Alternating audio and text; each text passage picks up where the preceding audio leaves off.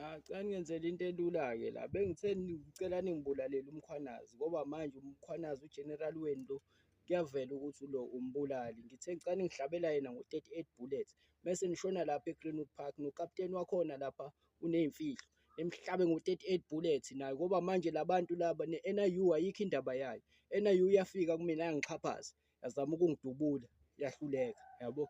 Kahle kahle umkhwanazi uyazi ukuthi kunodaba olubangayo olulwisayo yabo, ukubanga umhlaba. Mina ngiyinkosi lokho, inkosi nje yabo yale eHadebe. Umkhwanazi unodaba unemfihlo uyangibulalisa, ukhona usedutshulwe ngo-5 bullets nabo ngifuna babulawe.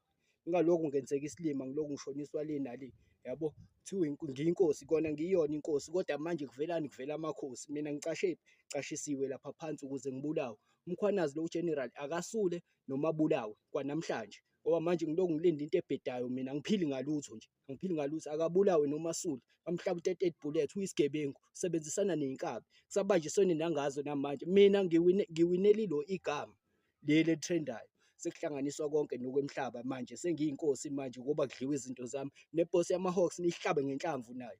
Ayikho into eniyenzayo nje la emhlabeni.